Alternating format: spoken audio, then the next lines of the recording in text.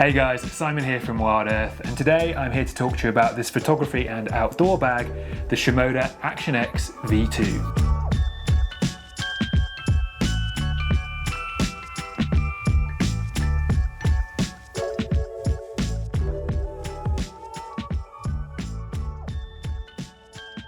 First, it's probably worth mentioning that this is the X50 version of this bag. That means it has 50 litres of capacity in total. But in general, there are loads of storage compartments in these Shimoda bags. Firstly, on this one, we have our rear entry. That's going to be undone by this big zip at the back here, and actually sort of barn doors open. And inside there, you're going to get access to all of your camera gear. So here we've got the core unit. This is the medium DSLR core unit. It's fully customizable, it's removable, swappable.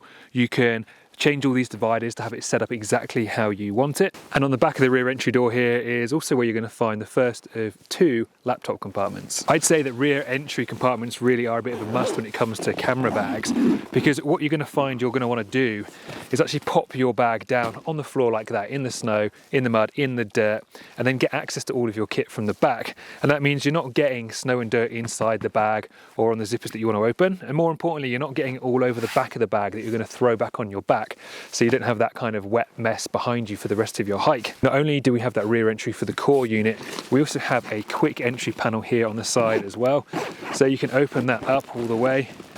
So then if you set up your core unit appropriately, you'll actually be able to access your main camera from the side there, and that works really well. Say if you are carrying this on your back and you want to just swing it around, open that quick access side entry open, grab your camera bag, take a picture, pop it back in, back on the back, without having to undo the whole bag. The second main storage compartment in this bag is in the top section.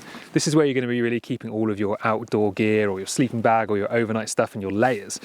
So it can be accessed in a couple of different ways. We've got this big roll top at the top here, which gives you access to the full bag all the way down. And the bag here has a sort of internal sack here. So what that does is it keeps all of your outdoor gear or your layers separate from your camera gear, so the sack sinks all the way down here. And that whole thing is actually removable if you just want to access the whole bag and just have everything run all the way through. But inside here as well, we've got a couple of mesh pockets just to help you organize things as well. And then inside one of these mesh pockets, we do also have a key clip here. So you can take that off, attach that to your keys, clip your keys on nice and safe, and then you'll know exactly where they are when you need them. You can also access this top section using the zip here at the front. And at first I kind of didn't really see why that was necessary, but I found it's actually super useful and I'm using it all of the time, especially if you're not fully using the whole roll top capacity. That roll top does add an extra 7 litres of capacity to the bag, but if you're not using it, you can kind of roll it down again, everything from this front zip, super easy. On the front of the bag, we have this big zip section as well, which is home to the second of 2 laptop sleeves. But also inside here, we have a nice organizer here with 2 kind of see-through plastic windows with a zipper up there, perfect for memory cards or filters or bits like that. I can easily fit my 16-inch MacBook Pro into the sleeve on the front here as well. It is also designed to take a hydration bladder in the front here as well, but I'll go into more detail on that in just a second. And there's plenty of other space just if you want to break stuff up and organize things a little bit more. Then on the side of the bag here, on the same side as the quick entry door, you can open up that zipper. It's a little pocket in itself, but it also has this little tripod pocket. So this is actually removable and can be used elsewhere on the bag, but you just pop your tripod feet in there and then strap it down with the straps on the side of the bag. On the other side here, we have 2 different zippers this time. The bottom one here, you'll be able to flip out again one of those tripod pockets that again is removable, or if you need it, there is a larger zipper on the top here that you can undo and then gain access to the whole side pocket. And again, there's a couple of dividers in there as well to help keep things organized in there. The bag's also designed to carry a couple of ice axes. Just by using these loops at the bottom here, you can pass the ice axe through, turn it onto itself, and then use the strap here at the top to secure that down in place. I only have the 1 ice axe, but you should be able to take 2 on this bag. The bag also comes with this removable helmet holder. On the bottom here, you can see there's a little bit of rubberized texture which goes on top of the helmet just to help hold it in place. But this helmet holder utilizes the straps on the top and the bottom of the front of the bag. You simply attach it by undoing the clips at the top and unthreading those, and then clipping them into the helmet holder. You then do the exact same thing on the bottom here, unthread that strap, and then clip it on either side. You can then slide your helmet down into position and tighten up all of these straps and get yourself a really nice snug helmet holder on the front of the bag there too. On the side of the bag we also have two sets of straps on either side, which are for carrying your skis in kind of an A-frame configuration. And then on the shoulder straps here as well, we have two large pockets, one of which is a little bit expandable, perfect for carrying things you need quick access to, or things like your phone. Pretty much any phone can fit in these pockets as well. There's also loads of webbing and clipping points and straps all over this bag, which is perfect for carrying any extra gear you might have. It also has a waterproof cover stored internally inside the bag here, as well as lots of useful grab handles all over the bag, which just makes moving it around and picking it up super easy. It really is a fully spec'd out bag. It's also really adjustable, and there are multiple places you can move the shoulder straps. All you need to do is loosen these off. There's a little zip on the top here that you'll undo, and then undo this Velcro from the top.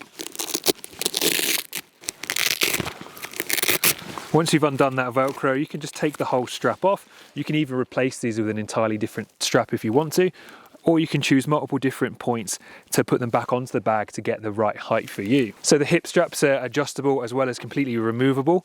You can use this tool provided with the bag just to break the Velcro down the back there. And then the hip straps actually just slide all the way out. You can then adjust the distance here, remove them entirely, put a different style in, or just make them a bit smaller or a bit wider, and then pull them back into place when you're done. Now that's most of the pockets and features and straps. However, there are a few things I really love about this bag, and a few things maybe I'm not so sure about. But first, let's start with the things that I really do love. Firstly, I really think I do have to mention the large pockets on the shoulder straps here. And I think honestly, all bags should have at least one of these. This pocket here is perfect for your phone, or in my case, it fits a Ricoh GR3 really nicely, so I can have that at really quick access. And then in the other side here as well, this is perfect for a can of bear spray, which here in the Canadian Rockies is absolutely essential, and this is exactly where you want it to be, somewhere where it's really quick to access. So those two pockets are a huge plus for this bag. I do also love the fact that the Peak Design capture clip actually fits on this bag. Originally I thought that it wasn't going to, just because these straps are so wide, but it turns out if you use the secondary bolts on the Peak Design capture clip, you can make it fit here. It does sit a little bit higher than maybe I'd like, so the camera sits quite high up. However, if it didn't fit, that might have been a bit of a deal breaker for me. If you're a photographer and you've used one of these, you know how useful they are, so not being able to have one on a bag would have been a big no for me. I also love the extra clipping points that the shoulder straps have here. Some of these are absolutely perfect for a Garmin InReach. As I mentioned before, this front pocket is where you're meant to keep your hydration bladder, and I think Shimoda have been pretty clever with the design here. You can slide your bladder in the front there. There is a little tie-off point as well if you want to clip it to that. And then the straw actually routes through the bag here. So there's a little hole in the side here. So it comes through the bag and then out through this hole on the other side here. And then from there you can run it down one of the elastic straps on the shoulder and kind of have it in place exactly where you might want it. The thing I really like about that is it means the hydration bladder is actually in a separate compartment to your camera. And I know in bags that I've had in the past, the hydration bladder is often stored on the inside of the door panel. And I know those hydration bladders are pretty solid and they don't really burst, but I never really liked the idea of keeping a water sack right up against my camera gear.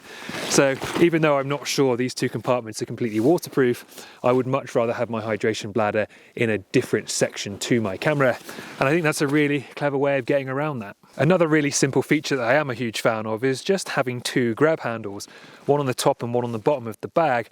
It just means when this door is open and all your camera gear is here, you can easily pick the bag up and just move it around.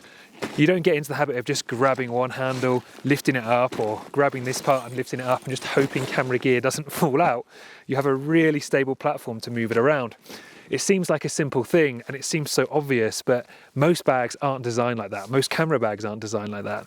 So really nice way of moving the bag around when it's kind of open with your gear on show. I also really love the fact that the two storage sections of the bag are separate. You've got your camera cube here with your camera gear, and then you've got this sack down here, which is essentially the top storage compartment. So obviously, as you can tell, there is more storage capacity in there if I have a smaller cube, but having that in there just keeps that completely separate. So what I found in the past is I might often take the camera cube out, maybe just to move my camera gear somewhere else or move things around, and then it kind of makes everything else spill out of the bag. But here I can have my layers or my sleeping bag and my tent or whatever else I'm going to fit in this top section of the bag will stay put, even if I take this out to swap it out or take gear out to move it around. So really nice to have the option. Like I mentioned before, you can remove this whole sack as well, so that from the top of the bag you just enter into the whole main compartment. But I think for me, having them separate is going to work really, really well. I love the fact that these camera core units are removable and swappable. I think for me, I'll often be using a smaller camera core unit and then using more capacity for other stuff in the bag. They're also really solid with lots of divider options, so I really trust my camera gear being inside these things. I also like the side entry option on the bag. And what's really good about that as well is that this door on the camera core unit slides inside the door for the bag on the outside. So when you open one, you open both at the same time. I also really have to mention how good a feature these little tripod pockets are. Not only can you use them to obviously carry a tripod on each side of your bag, so carrying two at once, just popping the feet in there and strapping them under the straps here above, but they're also removable. So you can take them off and put them on your hip strap, and then they're perfect for snacks. They're even big enough to fit a whole Nalgene bottle inside. So super useful for all manner of things. And I also love the fact that they're actually a pocket. In the past, when carrying tripods, I just kind of strapped them to the side of my bag. And what I did find is when I was hiking quite a lot is that I would accidentally undo the legs over time. The legs would just kind of rub against the bag or against me and they'd unscrew. And then you'd find you'd have a tripod leg poking you in the back of the calf halfway up an incline.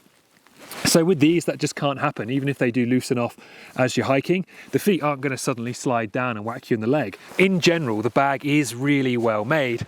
On the bottom here, we even have a kind of cushioned and reinforced bottom, just so that when you put it on the ground, you're not going to be damaging any gear or the bag. And actually, the material of the bag in general feels really durable and really solid.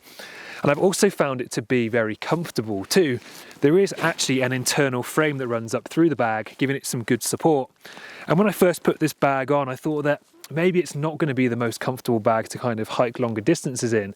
But after wearing it all day today and lugging around loads of camera gear, loads of filming gear and 2 tripods, I'm actually pretty confident that this bag's going to be really comfortable over longer periods of time. Now, that's obviously quite a big list of things that I do love about this bag, but there are a couple of quirks and a couple of things that maybe I'm not so sure about. Now, none of these things are really big things by any means, but I thought some of them might be worth mentioning. One kind of strange design choice is that some of these straps actually interfere with some of the zips, even on this kind of quick entry side. So realistically, if I'm swinging my bag around for quick entry, I'm going to get to this point and I can't unzip it properly because this strap's in the way. So then I need to actually undo this strap, undo this, and then open up my quick entry port.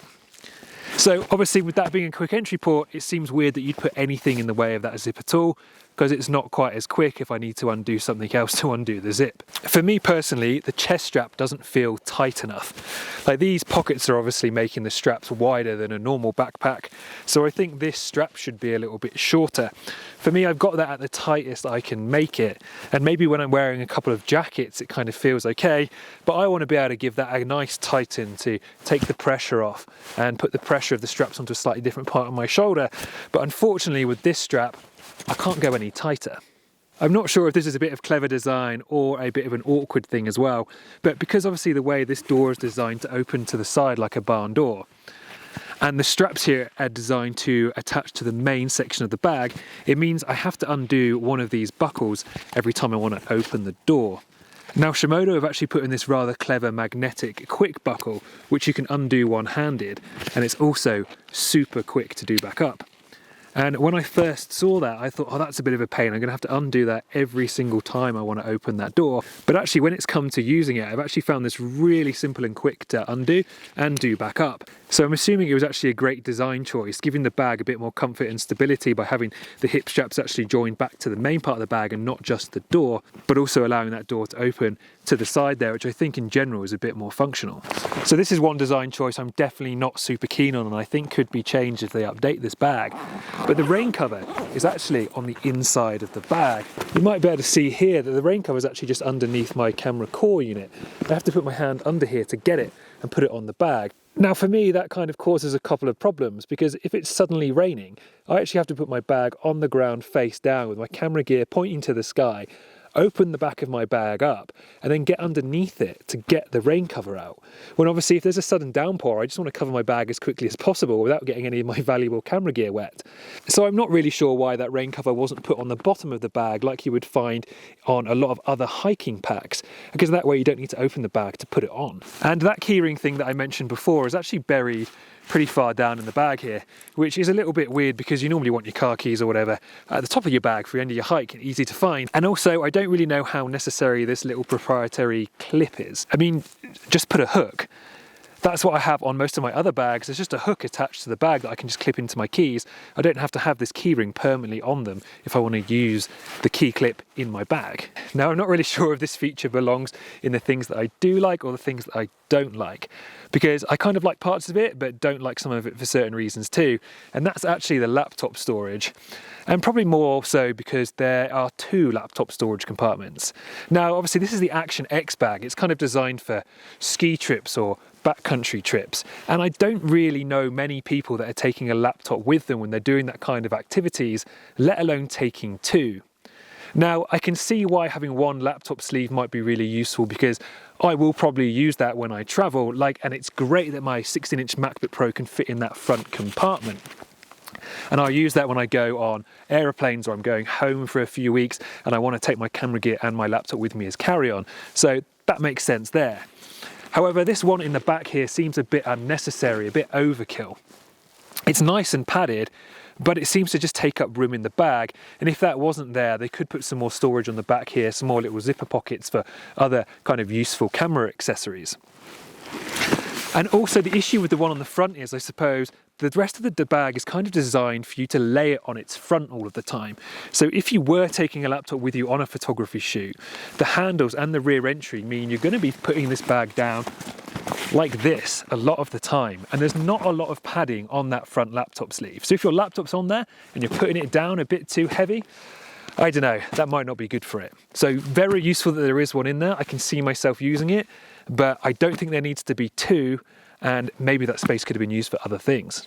Now this one might be a little bit niche, and hopefully I haven't got this wrong, but from what I can tell, I would be using the same strap that is used in the helmet holder to hold my ice axe flat against the bag.